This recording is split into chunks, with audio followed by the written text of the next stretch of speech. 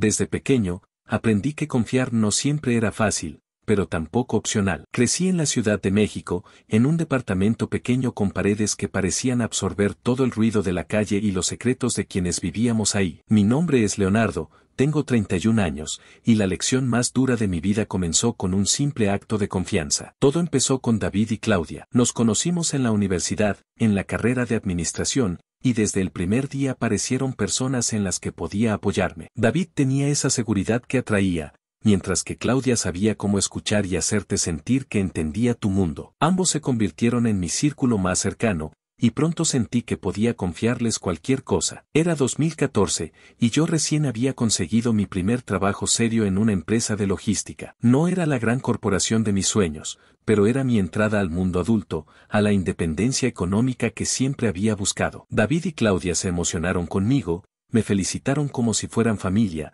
y me ofrecieron ayudarme con algunos proyectos personales. Suena perfecto, ¿verdad? Pues la perfección era solo la fachada. Una tarde, me encontré con una oportunidad de invertir un pequeño capital que había ahorrado durante meses. Era una apuesta arriesgada, pero con potencial. No quería involucrar a nadie más, pero David insistió, déjame ayudarte, Leo. Tenemos ideas que pueden multiplicar tu dinero. Confía en nosotros. Claudia sentía con esa sonrisa que parecía comprender todo sin juzgarme. Quise creerles. Quise creer que eran leales, como siempre me habían demostrado. Les conté sobre mis planes, les mostré los números, les enseñé mis proyecciones y los riesgos calculados. Aceptaron revisar todo, y prometieron ayudarme a maximizar las ganancias. Yo confié ciegamente. Les entregué el dinero, mis ahorros, con la esperanza de que nuestra alianza sería un paso hacia algo grande. Pasaron semanas y luego meses. Al principio, todo parecía ir bien. David me enviaba reportes de supuestas inversiones,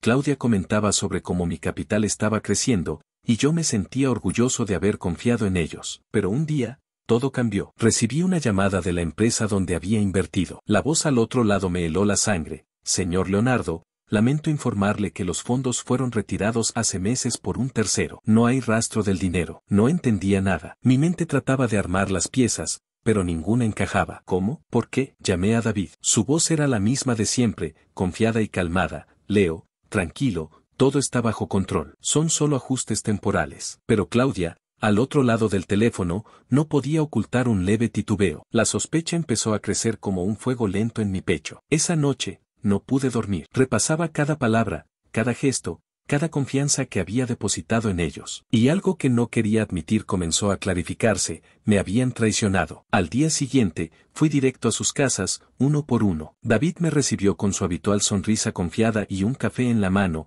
como si nada hubiera pasado. Leo, tenemos que hablar, dije sin rodeos. Su sonrisa desapareció apenas un instante, pero lo recuperó rápido. Claro, pasemos al parque. Es más tranquilo para conversar. Claudia me encontró en su apartamento, y en sus ojos noté algo que nunca había visto antes, un reflejo de culpa y de desprecio. Me lo habían quitado todo. No solo el dinero, me habían quitado la seguridad de confiar, la ilusión de creer en alguien. Sentí como si todo el suelo bajo mis pies se hubiera derrumbado. Pero algo dentro de mí se encendió también, no la desesperación, sino la decisión. No podía cambiar lo que había pasado, pero podía decidir cómo responder. No permitiría que me humillaran ni una vez más. Ellos pensaron que habían ganado, que su traición me había derrotado, pero no sabían que, aunque estaba herido, aún estaba de pie. Esa noche me senté frente a mi escritorio, revisando cada detalle, cada conversación, cada movimiento que había hecho desde el inicio. Supe que debía trazar un plan, uno que no solo recuperara lo que perdí,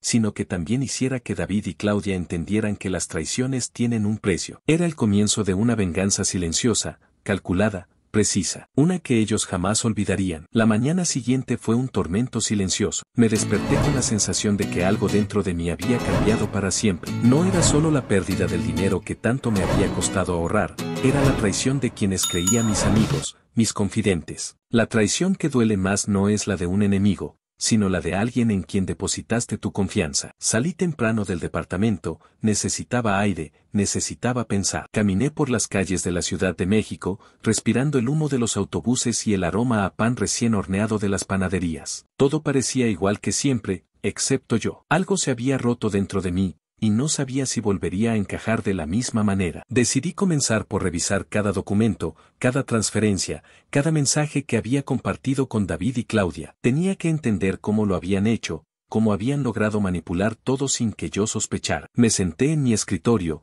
con el café aún humeante a un lado, y abrí mis archivos de inversión. Allí estaba todo: correos electrónicos, mensajes de WhatsApp, recibos de transferencias. Y entonces lo vi. Una serie de movimientos extraños, pequeños desvíos de fondos que al principio parecían errores, pero que, al analizarlos con detenimiento, formaban un patrón claro. Alguien había planeado esto desde el principio. Todo había sido una trampa. David y Claudia no solo me habían defraudado, sino que habían diseñado cada paso para que yo confiara y cayera en su juego. Sentí un nudo en el estómago, mezcla de rabia y decepción. Cada sonrisa, cada palabra amable que me habían dado durante meses, ahora eran mentiras calculadas. Y lo peor era que no había nada que pudiera hacer para recuperar mi dinero de inmediato. El golpe económico era duro, pero la lección que aprendí era aún más profunda. Nunca debía confiar ciegamente en nadie. Decidí que no podía quedarme de brazos cruzados. No podía permitir que David y Claudia pensaran que habían ganado. Necesitaba un plan, algo que les mostrara que su traición tenía un precio. Empecé a trazar mentalmente los pasos que seguiría. Primero, necesitaba pruebas sólidas, no solo para mi propia certeza, sino para asegurarme de que ellos no pudieran negarlo. Durante los siguientes días, me dediqué a observar cada movimiento de David y Claudia. Me reuní con contactos de la universidad que habían trabajado con ellos, revisé sus redes sociales, sus correos y cualquier indicio que pudiera revelar su verdadera intención. Descubrí que habían abierto cuentas bajo nombres falsos, transferido dinero a empresas fantasmas y, en general, construido un laberinto diseñado para confundir a cualquiera que intentara seguir sus pasos. Cada descubrimiento me llenaba de una mezcla de furia y determinación. David, con su arrogancia característica, pensaba que podía salirse con la suya. Claudia, con su sonrisa aparentemente inocente, creía que yo no vería más allá de la fachada. Pero yo lo veía todo ahora. Cada mentira, cada gesto calculado, cada palabra falsa que me había dicho. Lo veía todo, y no lo olvidaría. Una noche,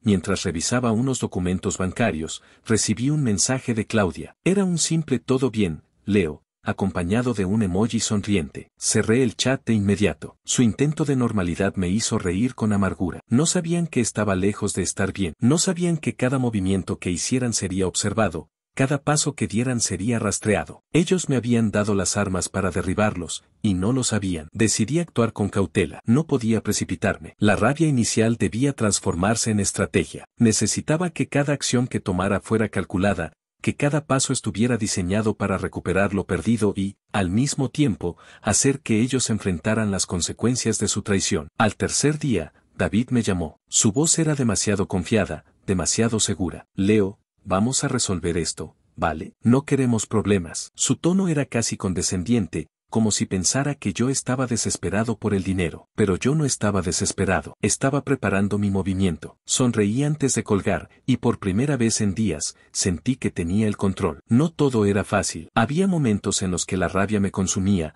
donde la frustración quería que cometiera un error. Pero recordaba las noches en las que había trabajado hasta deshoras, ahorrando cada peso para mis sueños, y me daba cuenta de que no podía permitir que unos aprovechados arruinaran mi vida. Decidí comenzar con pequeñas acciones. Había datos que podían exponerlos, información que, si se revelaba en el momento correcto, los haría tambalear. Contacté a algunos de sus antiguos socios, de manera discreta, para corroborar la información que tenía. Descubrí que no eran los únicos que habían caído en sus trampas. Había otros inversores que, al igual que yo, habían confiado en ellos y perdido dinero. Esto era más grande de lo que imaginaba, y podía usarlo a mi favor. La sensación de poder comenzó a reemplazar lentamente el dolor. La traición seguía ahí, latente, pero ahora estaba acompañada de una chispa de justicia que empezaba a arder dentro de mí. Tenía que ser paciente, tenía que ser inteligente. Cada paso en falso podría arruinar todo. En la Ciudad de México, la vida seguía como siempre, con su caos y su ruido constante, pero para mí, cada calle, cada semáforo, cada sombra parecía recordarme algo. Yo no era una víctima, no lo sería. Y cuando David y Claudia menos lo esperaran, aprenderían que hay un precio para traicionar a alguien que sabe cómo pelear. Esa noche me acosté con una mezcla de cansancio y anticipación. Sabía que lo que seguía sería la prueba definitiva de mi paciencia y de mi capacidad para convertir la traición en victoria. No solo quería recuperar mi dinero, quería que ellos sintieran, aunque solo un poco, el vacío que me habían dejado. Así terminó mi segundo capítulo, con la decisión firme de no permitir que la traición quedara impune. La batalla apenas comenzaba, y yo estaba listo para enfrentarla con cada herramienta a mi alcance. Los días siguientes fueron de planificación meticulosa. Sabía que no podía actuar impulsivamente, cualquier error y David y Claudia escaparían de las consecuencias. Mientras ellos continuaban con su rutina confiada, yo estaba recopilando información que cambiaría todo. Me despertaba temprano, antes de que la ciudad empezara a rugir con su tráfico y su ruido constante. Caminaba por las calles, observando a la gente, escuchando conversaciones al azar, buscando patrones, detalles, pequeñas piezas que parecieran irrelevantes pero que, unidas, me darían la ventaja. Era como armar un rompecabezas gigante, y cada pieza que encontraba aumentaba mi confianza. Empecé a contactar discretamente a otros afectados por sus maniobras. Algunos eran renuentes a hablar, temían represalias o simplemente no creían que alguien más se atrevería a enfrentarlos. Pero al explicarles quién era y cómo había sido traicionado, muchos se abrieron. Me dieron correos, mensajes, nombres de cuentas bancarias, fechas de transferencias, todo material que yo necesitaba para construir un caso irrefutable. En el trabajo, fingía normalidad. Nadie sospechaba que en mis horas libres estaba preparando un plan que, cuando se ejecutara, dejaría a David y Claudia sin excusas. Mis compañeros me veían concentrado en mis tareas, ajeno a todo, mientras yo analizaba cada detalle de sus movimientos pasados. Cada risa que David enviaba por chat, cada mensaje de Claudia presumiendo inversiones, era una pieza más que guardaba en mi memoria y en mis archivos. Un viernes por la tarde, mientras revisaba un correo de Claudia sobre una supuesta inversión segura, noté un patrón que me hizo sonreír. Habían cometido un error de principiante, habían usado la misma contraseña para varias cuentas, dejando un rastro que cualquiera con conocimientos mínimos podría seguir. Esa pequeña negligencia me abrió la puerta para acceder a información crucial. Esa noche, me senté frente a mi computadora con el corazón latiendo rápido. Sabía que lo que estaba a punto de hacer era delicado, pero también sabía que no podía esperar más. Con cuidado, accedí a sus registros financieros, asegurándome de no dejar rastros que pudieran delatarlos. Cada número que revisaba confirmaba lo que ya sospechaba: habían desviado miles de pesos, engañando a todos a su alrededor, confiados en que nadie descubriría su juego. Mientras trabajaba, recibí un mensaje de David. Era el típico mensaje arrogante, lleno de emojis y palabras vacías. Leo, deberías relajarte, todo está bien, no hay necesidad de preocuparse por cosas pequeñas. Sonreí, con una mezcla de rabia y satisfacción. Pequeñas cosas. Todo su esquema de fraude no era pequeño, pero él lo llamaba así. Pronto descubriría lo que significaba el precio de la traición. Decidí que el primer paso sería exponer su mentira ante quienes más confiaran en ellos, sus socios y clientes. Necesitaba que sintieran la vergüenza que yo había sentido cuando descubrí la traición. Así que elaboré un plan meticuloso para enviar mensajes confidenciales y pruebas concretas a cada contacto que pudiera hacerles daño. Sin exagerar, sin emociones visibles, solo hechos, fechas, documentos y capturas de pantalla que demostraban su engaño. El fin de semana llegó, y con él la sensación de que mi venganza estaba más cerca. En la soledad de mi departamento, con las luces bajas y la computadora iluminando mi rostro, envié los primeros correos. Cada envío era un golpe silencioso, una pieza que caía sobre ellos sin que se dieran cuenta de inmediato. Sabía que la paciencia era clave. Quería que la traición que me habían hecho se reflejara ahora en su mundo, lentamente, como un efecto dominó. Mientras tanto, David y Claudia continuaban con su rutina habitual. Claudia subía historias presumiendo éxitos financieros y David respondía con correos arrogantes a sus socios, sin sospechar que el castillo de cartas que habían construido estaba a punto de derrumbarse. La ironía era deliciosa. Cada palabra que ellos lanzaban con orgullo ahora estaba documentada, lista para mostrar a todos que sus promesas eran falsas. Al tercer día, empecé a recibir señales de que mi plan estaba funcionando. Algunos contactos comenzaron a preguntar directamente sobre las inversiones, a enviar correos de advertencia a David y Claudia. La primera grieta en su confianza apareció. Me senté frente a la pantalla y observé, sin intervenir, como la burbuja que habían creado con arrogancia empezaba a desinflarse. El poder de la información era intoxicante. Por primera vez desde que fui traicionado, me sentí dueño de la situación. Cada mensaje que enviaba o cada prueba que compartía con terceros estaba calculado para maximizar su impacto. No era venganza por rabia, era justicia meticulosamente construida. Esa noche, mientras miraba la ciudad iluminada desde mi ventana, pensé en todo lo que había aprendido en los últimos días. La traición duele, sí, pero también enseña. Me había convertido en alguien más fuerte, más observador, más inteligente. No era la víctima indefensa que David y Claudia pensaban que era. Estaba listo para el siguiente paso,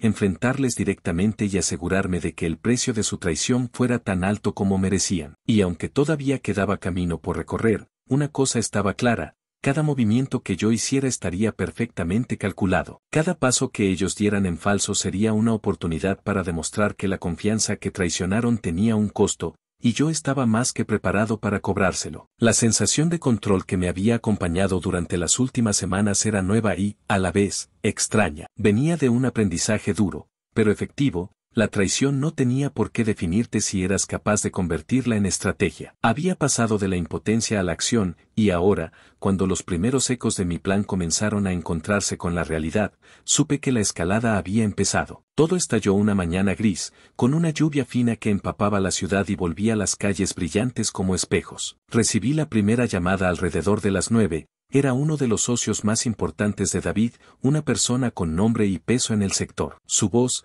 al principio incrédula, fue adquiriendo un tono de alarma. Me habló de transferencias que no aparecían en sus estados, de contratos incumplidos, de clientes que pedían explicaciones. Me dijo algo que me hizo apretar la mandíbula. Leo, ¿tú tienes idea de esto? ¿Qué está pasando con ellos? Le expliqué, con calma, le mostré documentos, fechas, capturas, y su silencio al otro lado del teléfono fue la confirmación de que mi trabajo estaba surtiendo efecto. No fue un golpe único, fueron varias ondas que se propagaron. Los correos y mensajes que envié, cuidadosamente estructurados y enumerando pruebas, llegaron a manos de proveedores, clientes y hasta de inversores que, hasta entonces, solo conocían la cara amable de Claudia y la seguridad impostada de David. Empecé a ver las consecuencias en tiempo real: llamadas nerviosas, reuniones canceladas, respuestas cortas y tensas, exigencias de auditorías internas. Ellos, que habían actuado con descaro, empezaron a tambalearse. Mi plan no consistía únicamente en acusarlos. No quería parecer un vengador histérico, quería que quedara claro, con documentos y testimonios, que la traición había sido sistemática. Por eso, además de las pruebas financieras, me centré en el aspecto humano, contacté a otras personas que habían sido estafadas y les pedí detalles. Hubo dolor y vergüenza en muchas voces, pero también una determinación similar a la mía: no permitir que la historia quedara impune. Algunos aceptaron hablar conmigo a cambio de anonimato, otros estaban dispuestos a testificar públicamente. Cada relato que recogía añadía capas a la verdad, y poco a poco armé un expediente que nadie podría desestimar. Mientras eso sucedía, observaba a David y a Claudia moverse como si nada pasara. Esa actuación me irritaba y, a la vez, me servía porque les permitía pensar que seguían impunes. Claudia seguía publicando en redes fotos de reuniones, filtros y frases motivacionales. David seguía respondiendo correos con la serenidad falsa de quien no sospecha nada, pero por dentro algo ya crujía. Un viernes por la tarde, supe que habían llamado a un despacho de abogados. Querían preparar defensa. Me alegré. Quería verlos tener que justificar lo injustificable. Decidí que era momento de intensificar. Si ellos contrataron abogados, yo debía asegurar que las pruebas que yo tenía fueran presentadas donde importaba, ante autoridades, ante auditores, ante instancias que no dependieran de la opinión pública ni del poder de los abogados. Contacté a un abogado especializado en fraude financiero, no para iniciar una demanda impulsiva, sino para asesorarme sobre cómo presentar las pruebas de forma que las autoridades no las descartaran como simples acusaciones entre particulares. El abogado que elegí, un tipo serio y curtido por años de litigios, revisó el expediente y me dijo en pocas palabras: hay base suficiente para una investigación. Esto no va a desaparecer solo. La siguiente jugada fue preparar una carpeta técnica impecable: estados de cuenta, transferencias, contratos, mensajes, bitácoras, testimonios. Todo organizado cronológicamente, con hojas de cálculo y sellos temporales. Todo lo que pudiera demostrar que no se trataba de simples malentendidos sino de maniobras deliberadas. Le pedí al abogado que la presentara ante la Fiscalía especializada en delitos económicos. No quería exponerme más de la cuenta, quería que la justicia siguiera su curso sin que yo perdiera el norte. Mientras tanto, en lo personal, la tensión fue drenando mis energías. Pasaba las noches sin dormir, revisando correos, llamando a testigos, actualizando la carpeta. El desgaste era real, pero la sensación de ir ganando también. Cada avance en la investigación me daba un peso menos en el pecho. Sin embargo, no todo fue blanco o negro. Hubo momentos en los que la soledad me golpeó tan fuerte que pensé en tirar la toalla. Me sorprendía cómo la traición podía abrir huecos que no se llenaban solo con justicia. La reconstrucción emocional iba más allá de procesar números. Y la vida, por supuesto, continuó con su ironía. Un lunes, la noticia explotó en pequeños círculos empresariales, varias empresas empezaron a congelar pagos a David y Claudia, un proveedor importante emitió un comunicado interno alertando sobre irregularidades. Esto no era aún una portada ni una investigación pública, pero el efecto fue devastador para su reputación. Sus teléfonos comenzaron a sonar sin cesar, mensajes de clientes descontentos, consultas de contadores y, lo peor para ellos, llamadas de familiares que empezaron a darse cuenta de que algo no encajaba. Recuerdo la primera vez que los vi en persona después de que la tormenta empezara. Fue en una cafetería donde solíamos reunirnos para discutir proyectos. Entré y los encontré en una mesa, mirando sus teléfonos con ojos cansados. Sus rostros habían perdido el brillo, los movimientos seguros. No me detuve a saludarlos. Me senté en la mesa de al lado y observé. Escuché frases aisladas. Tenemos que ver esto. El despacho dice que, no podemos dejar que esto se filtre. No pude evitar sentir una fría satisfacción. No quería alegría por su caída, quería que entendieran, con claridad, que lo que hicieron tenía precio. A partir de ese momento, mi estrategia tomó una nueva dimensión, no solo exponerlos, sino proteger a quienes, como yo, habían sido víctimas. Comencé a organizar reuniones con los afectados para coordinar acciones, algunos querían demandar civilmente, otros estaban dispuestos a declarar ante la fiscalía. La idea era un frente común que mostrara que no se trataba de un caso aislado. Si había algo que había aprendido de mi propio dolor, era que el aislamiento era el refugio del delincuente. Juntos, teníamos fuerza. Los efectos no se hicieron esperar. Una mañana, la cuenta bancaria principal de Claudia apareció bloqueada por orden judicial. Fue un golpe simbólico y práctico. Había dinero retenido y la posibilidad de que, a través de embargos y medidas cautelares, se recuperara parte de lo mío y de lo de los demás. David, por su parte, intentó negociar con algunos socios, ofreció pagar pequeñas sumas a cambio de silencio, trató de limpiar su nombre con palabras bonitas, pero todo sonó hueco frente a las pruebas contundentes que ya circulaban. No voy a mentir, hubo momentos en que la furia me cegó. Una noche, tras leer otro testimonio de alguien que se había quedado sin su ahorro por su culpa, estuve tentado a irrumpir en la empresa que David estaba usando para encubrir movimientos y buscar documentos físicos. Pero mi voz más racional me detuvo a tiempo.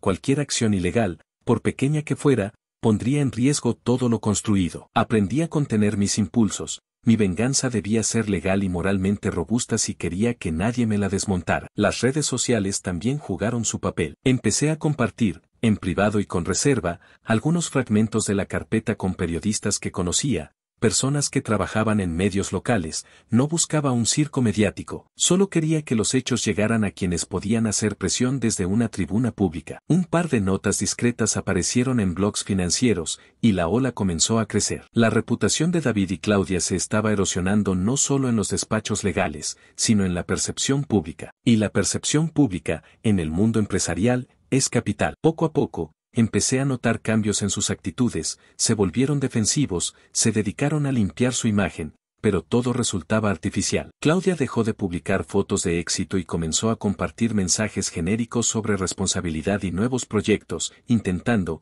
con torpeza, recuperar el hilo de su narrativa. David, por su lado, optó por la contundencia, negó todo en público, calificó las acusaciones de malentendidos contables y se aferró a un discurso de víctima de competencia desleal. El teatro era predecible. En una de las audiencias iniciales, la fiscal encargada me pidió que declarara lo que sabía. Sentí algo de nervios, pero también la certeza de que había hecho lo correcto. Dije los hechos con precisión, sin dramatismos, presenté documentos, nombres, fechas. Ver la seriedad con la que la fiscalía recibió mi carpeta me tranquilizó. La investigación oficial no se movía a la velocidad que yo quisiera, pero se movía, y eso bastaba. La justicia tiene sus tiempos, y aprendí a respetarlos, porque el camino legal era la ruta que aseguraría que su caída fuera duradera y no fácil de revertir. Mientras el proceso avanzaba, mis relaciones personales cambiaron también. Aquellas personas que antes me veían con lástima por la historia del dinero, ahora me miraban con respeto. Algunos vecinos que me conocían desde la universidad me envió mensajes para decir que lo que hice fue valiente. No busqué reconocimiento,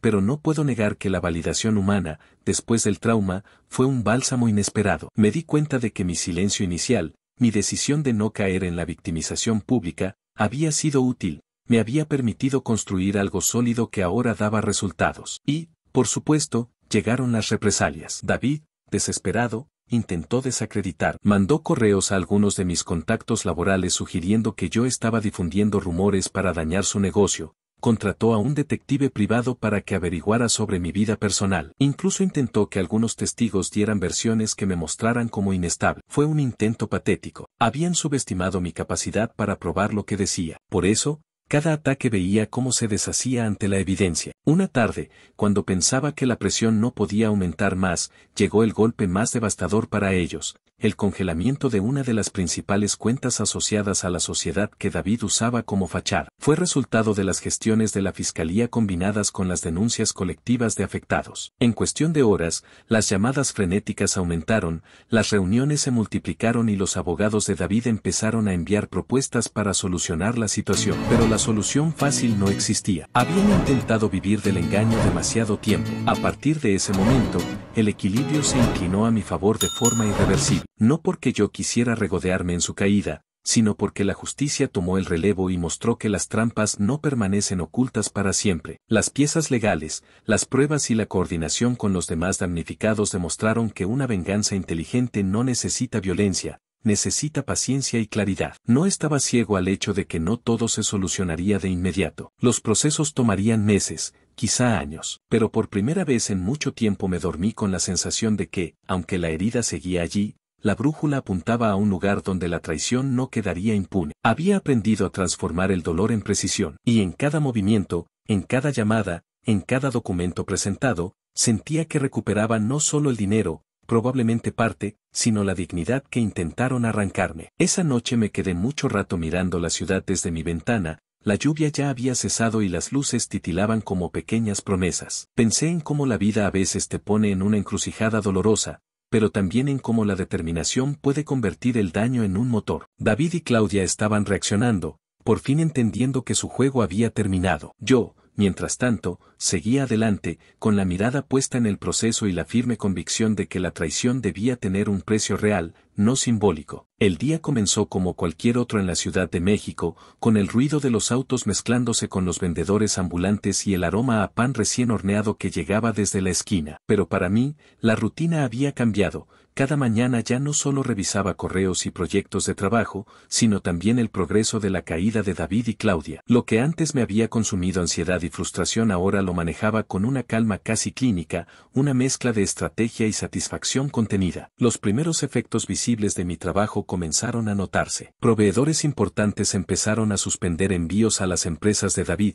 Clientes pedían explicaciones y los socios que alguna vez los habían respaldado ahora miraban con desconfianza. Lo que más me sorprendía era cómo, a pesar de sus intentos por mantener la fachada, la tensión se reflejaba en sus gestos. Claudia caminaba con los hombros caídos, y David, siempre el tipo seguro de sí mismo, hablaba con un tono cortante, forzando sonrisas que no llegaban a sus ojos. Un día recibí un correo de uno de los inversores principales. Sus palabras eran medidas, pero claras. Leo: necesitamos tu confirmación sobre las irregularidades. Si todo es cierto, nuestra exposición frente a las autoridades podría ser grave. Sentí una mezcla de nervios y adrenalina. Por primera vez, mi estrategia mostraba resultados palpables. No era solo una cuestión de venganza personal. Estaba viendo cómo la justicia se manifestaba de manera tangible. Mientras la presión aumentaba, la comunicación interna de David y Claudia empezó a fallar. Escuché rumores de discusiones acaloradas, llamadas que terminaban abruptamente y reuniones que se cancelaban a último minuto. Cada pequeño indicio era una confirmación de que la grieta que había empezado en el capítulo anterior se estaba abriendo aún más. Mi satisfacción no era por maldad, sino por la sensación de que, finalmente, la traición que habían cometido tendría consecuencias reales. No obstante, no todo era tan simple. La tensión también me afectaba. Dormía poco, revisaba correos a todas horas y sentía un peso constante sobre los hombros. La venganza, aunque justificada, requería disciplina y paciencia. Hubo noches en las que pensé en tirar todo por la borda, en ceder al impulso de confrontarlos directamente y arriesgar todo lo que había construido. Pero cada vez que esa idea surgía, me recordaba que la verdadera fuerza estaba en la estrategia, no en la confrontación impulsiva. A mediados de la semana, recibí un mensaje inesperado. Un antiguo colega de Claudia se ofrecía a proporcionar documentos internos que demostraban movimientos financieros sospechosos. Era un riesgo, pero uno que podía consolidar la caída. Después de analizarlo con cuidado y con la ayuda de mi abogado, decidimos aceptar la información. La carpeta de pruebas creció, incluyendo correos electrónicos, transacciones y notas internas que dejaban claro el patrón de comportamiento de ambos. El lunes siguiente, la presión se volvió insoportable para ellos. Varias cuentas bancarias fueron congeladas, clientes cancelaron contratos y los socios más cercanos empezaron a distanciarse. David intentó negociar acuerdos privados, ofreciendo pagos parciales y excusas que solo mostraban su desesperación. Claudia, por su parte, publicaba mensajes en redes tratando de mantener su imagen, pero los comentarios críticos y las preguntas de seguidores conocedores de la situación dejaban claro que ya no podía controlar la narrativa. En un momento, mientras revisaba los últimos correos, me llegó un mensaje de David. Sus palabras eran directas: Leo, necesitamos hablar. Esto puede solucionarse. No respondí. Cada intento suyo de negociación no era más que una confirmación de que su caída era inevitable. Habían subestimado mi paciencia y mi capacidad para organizar pruebas sólidas y presentarlas de manera estratégica. Una tarde, mientras caminaba hacia mi oficina, vi a Claudia salir de una reunión con un rostro tenso, sin la seguridad de siempre. Su celular no dejaba de sonar, y podía notar su desesperación incluso a distancia. Era un recordatorio visual de que la justicia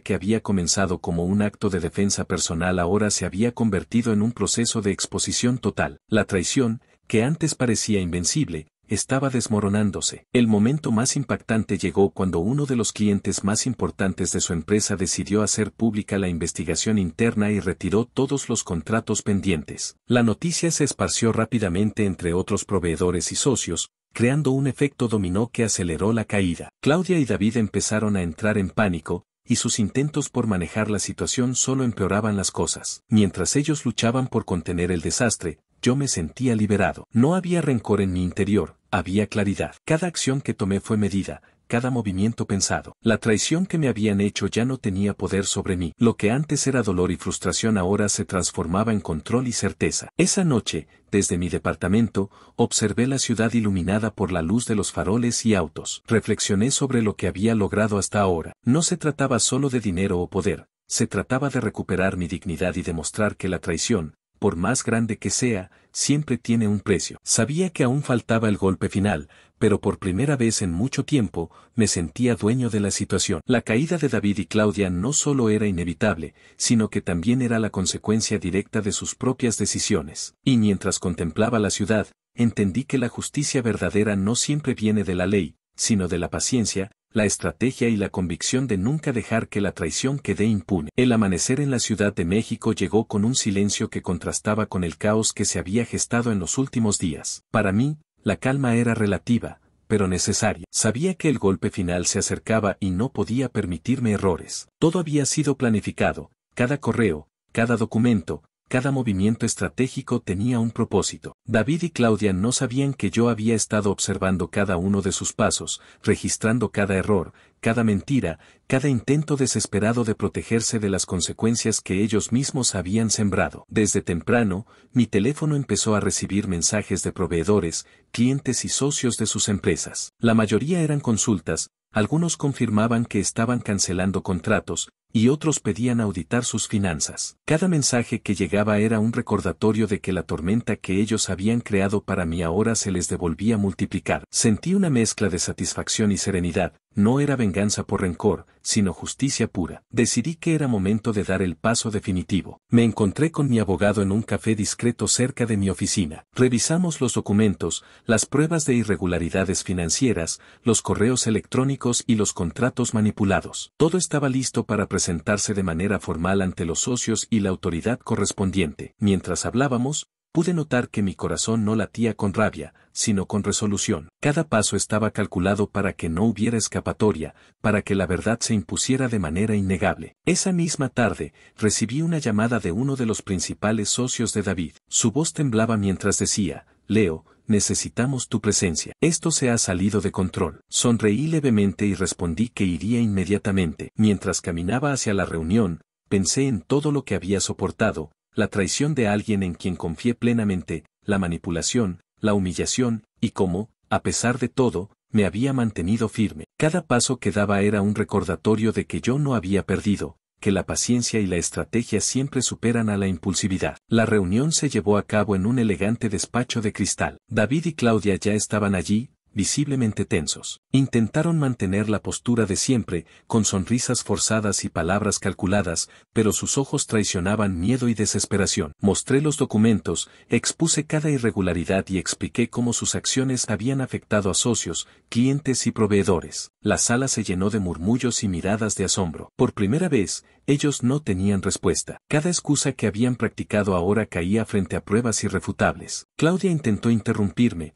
pero fue en vano. Su arrogancia se había desvanecido, reemplazada por la conciencia de que había perdido todo control. David trató de argumentar, de minimizar los daños, pero cada palabra era desestimada por los presentes, que finalmente entendían la magnitud de la traición. Fue un momento intenso, casi cinematográfico. La seguridad con la que ellos se movían desapareció, reemplazada por pánico y arrepentimiento. Cuando terminé, se hizo un silencio pesado en la sala. Los socios miraban a David y Claudia con desaprobación y desconfianza. Era evidente que su posición ya no existía. Mientras ellos intentaban recomponerse, uno de los socios me miró directamente y dijo: «Gracias por mostrarnos la verdad. Esto era necesario. Ahora ellos pagarán las consecuencias de sus decisiones». Sentí una satisfacción profunda, pero no arrogancia. Era justicia. Nada más. Salí de la reunión con la conciencia tranquila. Caminé por las calles de la ciudad, observando la vida continuar como si nada hubiera pasado, mientras en la distancia escuchaba los ecos de su caída. Las noticias comenzaron a circular rápidamente,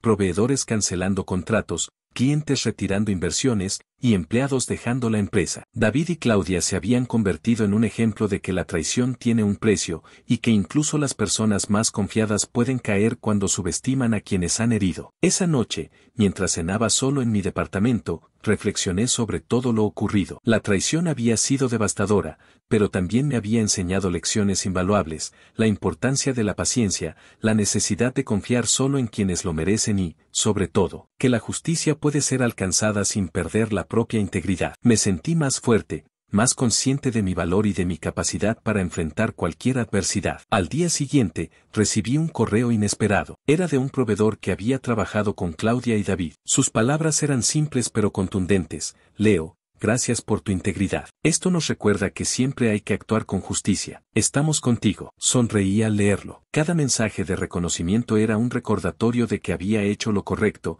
y que la traición de otros no definiría mi destino. La caída de David y Claudia fue completa. La empresa que alguna vez los había hecho sentir invencibles se desmoronó ante sus propios errores y la exposición de sus actos. Ellos perdieron todo: clientes, socios, prestigio y confianza. Y yo, mientras observaba desde la distancia, comprendí que había alcanzado algo más que venganza. Había restaurado mi dignidad y demostrado que la traición tiene un precio que tarde o temprano se paga. Esa noche, me recosté en el sillón de mi departamento, mirando la ciudad iluminada y sintiendo una paz que no había sentido en años. La traición había dejado cicatrices, sí, pero también me había enseñado que la paciencia, la estrategia y la firmeza podían transformar el dolor en justicia. Y mientras cerraba los ojos, supe que la lección más importante estaba clara: nunca subestimes a alguien que aprendió a levantarse después de ser traicionado. El capítulo finalizó con la certeza de que, aunque ellos habían intentado destruirme, la vida se encargó de devolverles exactamente lo que merecían,